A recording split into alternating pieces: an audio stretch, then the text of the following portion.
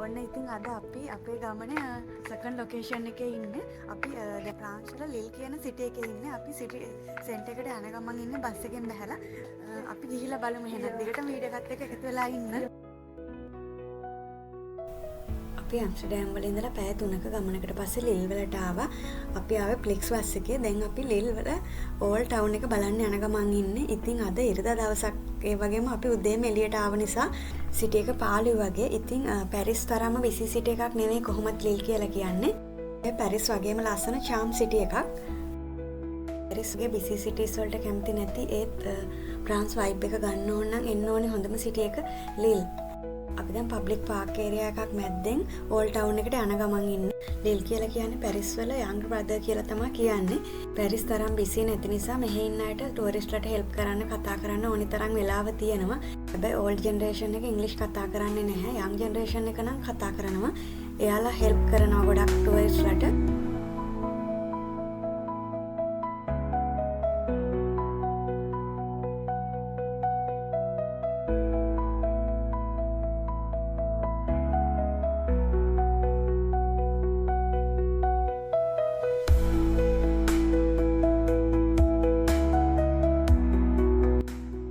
දැන් ලිල් වල තියෙන තවත් විශේෂ තැනකට යන්නේ. අපි ගිහිල්ලා බලමු මේක ගොඩක් හිස්ටොරිකල් වැලියු එකක් තියෙන සිටි එකක්. ලස්සන ගොඩක් තැන් තියෙනවා බලන්න. ඉතින් අපි දැන් පයින් යනවා අපේ ඊළඟ ලොකේෂන් එකට. එහෙනම් යමු. ඉතින් යන පාර ලස්සන චර්ච් එකක් තිබ්බා. අපි ඒකටත් ඔළුව දාලා බැලුවා.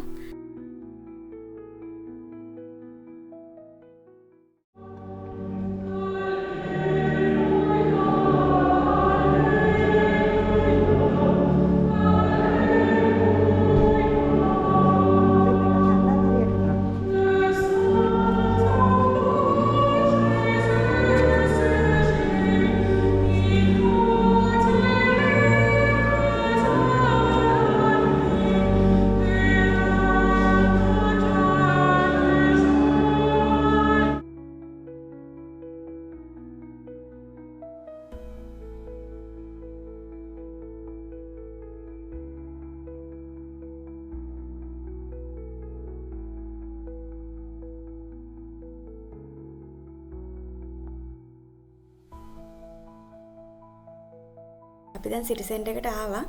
ඉතින් අපි පොඩ්ඩක් රවුමක් ගිහිල්ලා බලමු.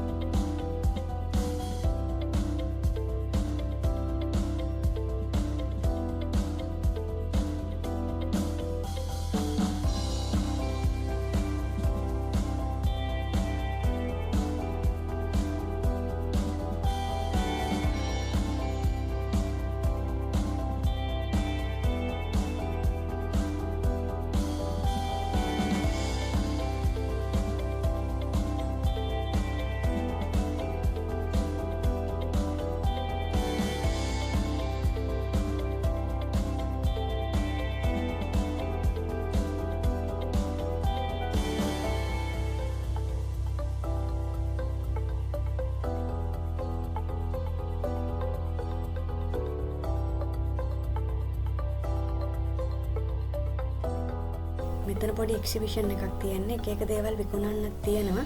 තාම ක්‍රවුඩඩ් නැහැ. උදේමනේ ආවේ අපි දැන් ඕපන් කළා විතරයි මෙතන.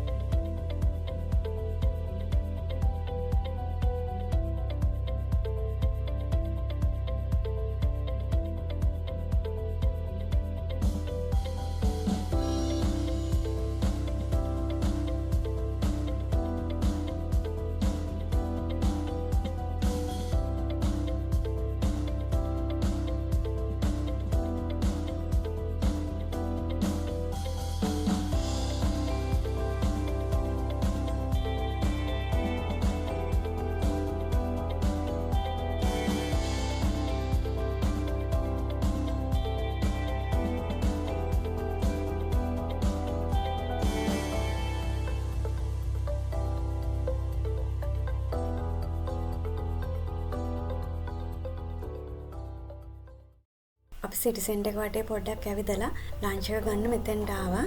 මහන්සි ඇරලා අපි ආපහු සිටි සෙන්ටර් එකේ පොඩ්ඩක් ඇවිදින්න හිතාගෙන ඉන්නේ. ඉතින් දිගටම වීඩියෝ එකත් එක්ක එකතු වෙලා ඉන්න. දැන් නම් ටිකක් සිටි සෙන්ටර් එක බිසි වෙලා තියෙන්නේ. හවස් වෙනකොට ගොඩක් අය ඇවිල්ලා මෙතන වාඩිලා ඉන්නවා බලාගෙන.